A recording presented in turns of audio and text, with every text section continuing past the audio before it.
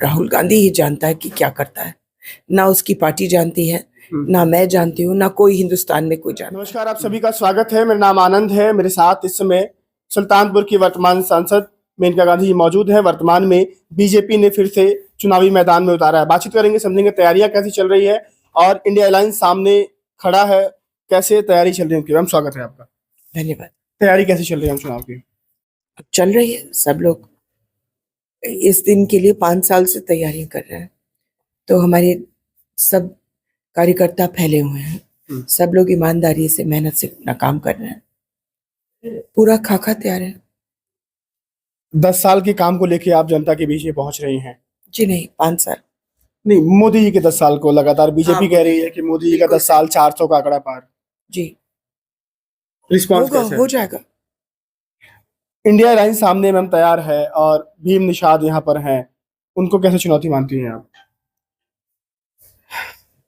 क्या बोलूं मैं, वो अब मेहनत कर रहे हैं, चुनौती जितना देंगे सो देंगे।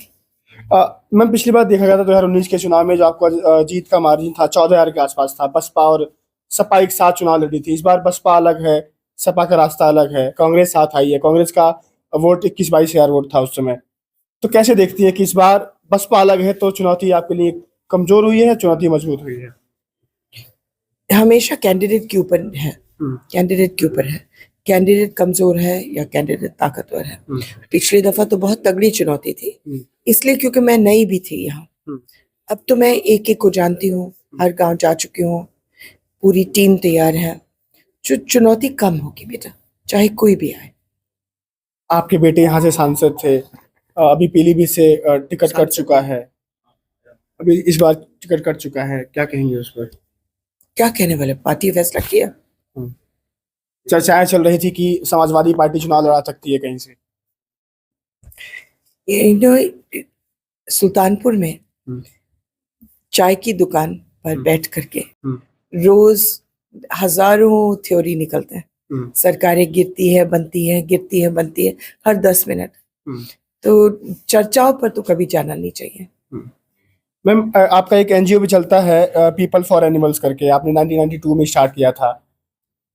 लगातार हम लोग जो बात करते हैं किसानों से, तो जो अन्ना पशु हैं, आवारा पशु, बहुत परेशान करते हैं, खेतों के फसलों को नुकसान पहुंचाते हैं, तमाम तरह के कहते हैं कि हम लोग दिन भर काम करके आते हैं, रात भर रखवाली करते हैं। उसके लिए क्या कर रही हैं आप?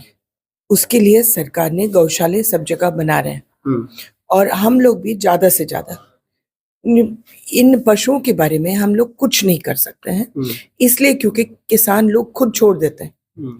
गाय को रखते हैं, भैंस को रखते हैं, जब तक दूध दे रही है, उसका बच्चा पैदा होता है तो बच्चे को आवारा छोड़ देते हैं।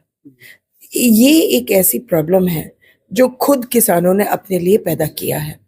अब उनकी मदद करने के लिए गौशाले सब जगह बन रही है, यहाँ सुल्तानपुर में भी सब जगह बन रही है। आप पेशे से पत्रकार भी रही हैं, लगातार विपक्ष पत्रकारिता पर सवाल खड़े करता है, कहता है कि आजकल की जो पत्रकारिता हो रही है उसको लेकर के सवाल खड़े विपक्ष लगातार कर रहा है। आप कैसे देखती हैं कि इस दौर की पत्रकारिता को? ठीक ही होगा। ठीक कर रहे हैं पत्रकार लोग? नहीं, निर्दलीय हो, इंडिपेंडेंट हो तो अच्छा है। बस इतना ही। इस बार जीत का आंकड़ा कितना रहेगा? क्या मालूम, मैं ज्योतिषी थोड़ी ना। नहीं, लगातार जनता कह रही है, आपके लोग कह रहे हैं कि इस बार 3 लाख का आंकड़ा पार होगा। तो पिछली बार 14,000 का आंकड़ा 3 लाख पार होगा, तो तैयारी कुछ बड़ी होगी ना, कुछ नई रणनीति तैयार हुई होगी। बेची जी, सचमुच में मुझे नहीं मालूम क्या जीत होगी, लेकिन इतना मुझे मालूम है कि हम सब लोग मिल करके ये जीत होगी। राहुल गांधी लगातार न्याय यात्रा निकाली, उन्होंने भारत जोड़ो यात्रा निकाली, पूरा भारत एक कर दिया उन्होंने। क्या कहेंगी उनके ऊपर, कैसी तैयारी कर रहे हैं वो? अब राहुल गांधी ही जानता है कि क्या करता है, ना उसकी पार्टी जानती है, ना मैं जानती हूँ, ना कोई हिंदुस्तान में कोई जानता है। बस ठीक है। मेरे साथ मेनका गांधी जी मौजूद थी, सुल्तानपुर की वर्तमान में सांसद। बीजेपी ने दोबारा उम्मीदवार बनाया है इनको। बातचीत हुई, लगातार हम लोग सुल्तानपुर में हैं, चर्चा कर रहे हैं, लोगों से बातचीत कर रहे हैं, क्या ओपिनियन राय यहाँ से निकल रही है आपको बताएंगे। जुड़ जाइए हमारे साथ। फिलहाल के लिए नमस्कार।